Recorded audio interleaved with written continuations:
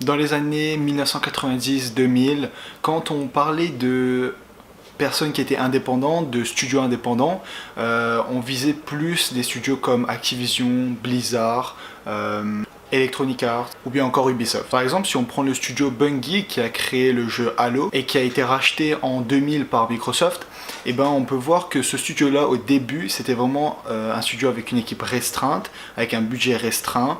Donc il n'y avait pas beaucoup de personnes dédiées à ce projet-là, à Halo. Et quand ça fait plusieurs années que tu travailles avec Microsoft et que à ce moment-là tu sors Halo 4, et ben forcément avec le temps et avec l'évolution de la technologie, l'évolution des moyens, l'évolution des jeux vidéo, bah forcément tu as ton équipe qui évolue, tu as un budget qui devient colossal, tu as une équipe de plus de 700 personnes qui pour créer le jeu Halo 4. Et tout ça, tu crées tout ça bien sûr en 4 ans. Voilà, faut prendre le temps avec beaucoup de personnes, beaucoup de moyens pour créer aussi ce qu'est Halo 4, quoi, un très très gros jeu. Et à ce moment-là, quand tu vois ça, tu te dis, putain, c'est chiant parce que face à tout ça, tu peux plus forcément créer des jeux toi tout seul ou je sais pas en équipe de 2 ou 3.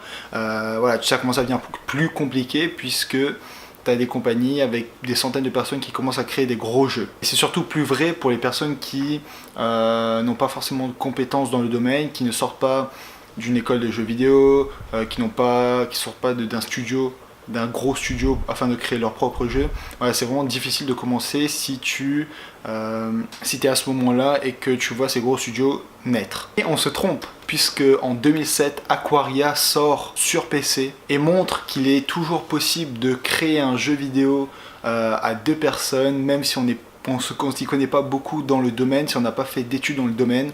C'est ce qui a été prouvé par les développeurs de Aquaria en 2007. Mais on peut aussi parler bien sûr de Braid, qui est sorti en 2008, créé par une seule personne qui s'appelle Jonathan Blow, vraiment une personne extraordinaire qui crée encore des jeux en ce moment, une personne qui a créé, qui est partie déjà au début du journalisme de jeux vidéo et qui arrive dans la création de jeux vidéo, qui crée un buzz comme ça avec une seule personne.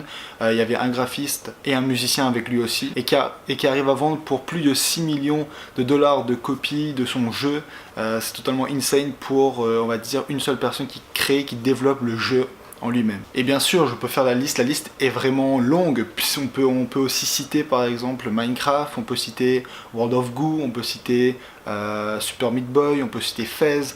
Tous ces jeux-là ont rapporté beaucoup d'argent et ont été créés par des personnes qui sortaient pas forcément d'un milieu du jeu vidéo, qui n'avaient pas fait beaucoup d'études ou qui n'ont pas travaillé pour de gros studios avant. Et donc ces jeux et ces petits studios, ces petites personnes, ces petits créateurs montrent qu'il est toujours possible de créer des jeux en petite équipe ou juste tout seul afin d'arriver à un projet et à un but précis sans avoir un budget colossal et une équipe de 500 personnes. Et personnellement, moi ce que j'en pense, c'est que le travail de groupe me dérange pas forcément.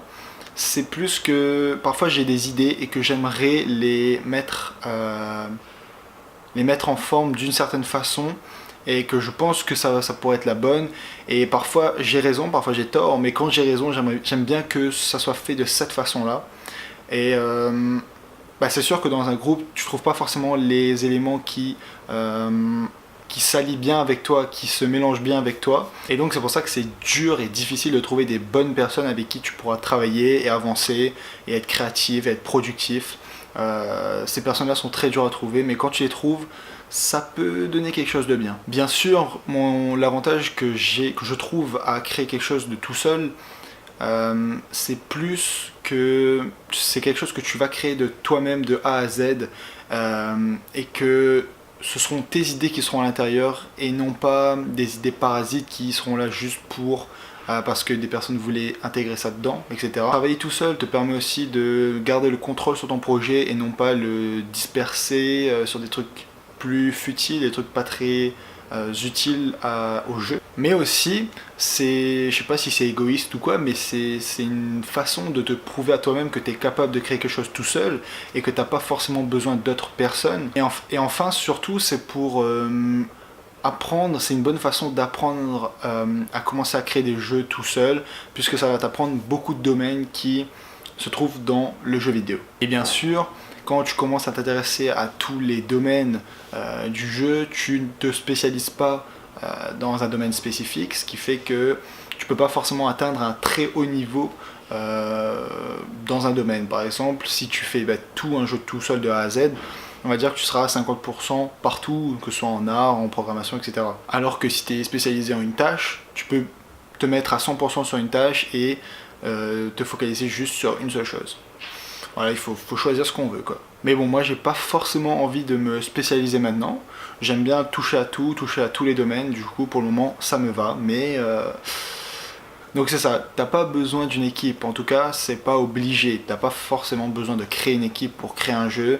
Moi, je crée des jeux tout seul. T'as pas besoin d'autres personnes. Si tu ne trouves pas d'autres personnes, t'en as pas besoin. C'est pas obligé. Avec tous les logiciels qu'on a, la technologie qui avance de plus en plus, c'est toujours possible de créer quelque chose tout seul. Si on a la motivation, la passion et l'envie de créer tout ça, on peut le faire. Il suffit juste de le faire et de continuer sur la durée et de kiffer, quoi. Tout simplement, on peut tout faire tout seul, quoi. Voilà, c'était tout pour cette vidéo. On se retrouve pour la prochaine. Salut!